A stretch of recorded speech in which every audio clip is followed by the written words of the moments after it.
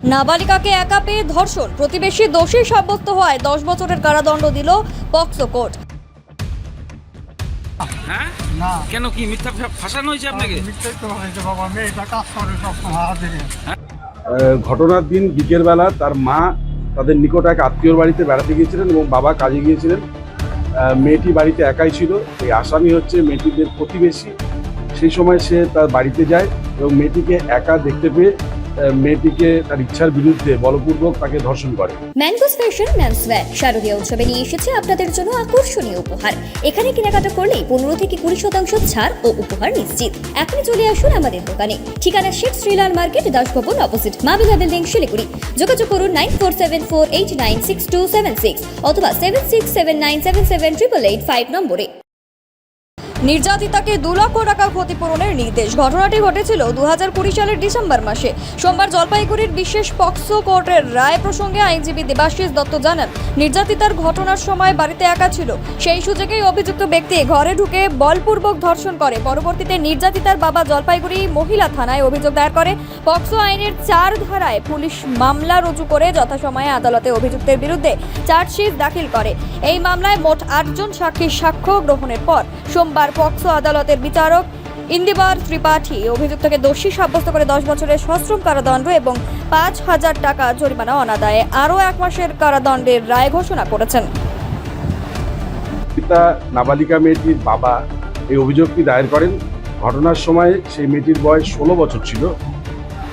ঘটনার দিন বিকেলবেলা তার মা তাদের নিকট এক আত্মীয়র বাড়িতে বেড়াতে গিয়েছিলেন এবং বাবা কাজে গিয়েছিলেন। মেয়েটি বাড়িতে একাই ছিল।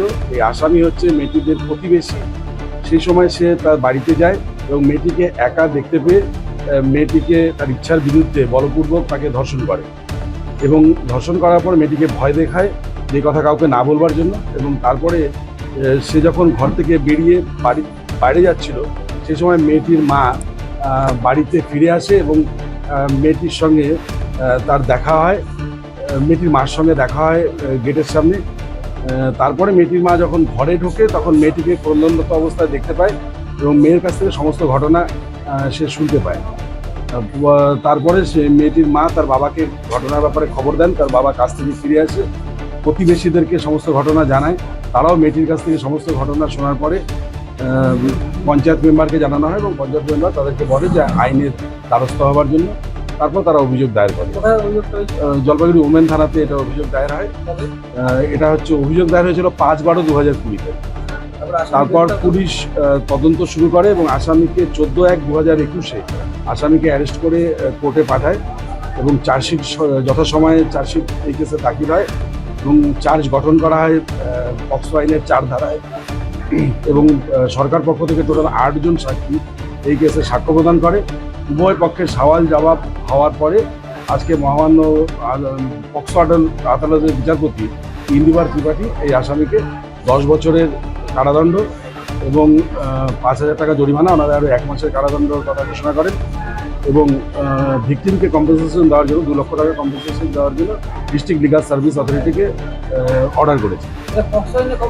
পক্সো আইনের 4 ধারাতে এটা অভিযোগটা এসেছে এবং এই ধারাতেই শাস্তি হয়েছে। ভিকটিমের বয়স ঘটনার সময় 16 বছর ছিল। আর এই আসামির বয়স সেই সময় 64-র মতো ছিল।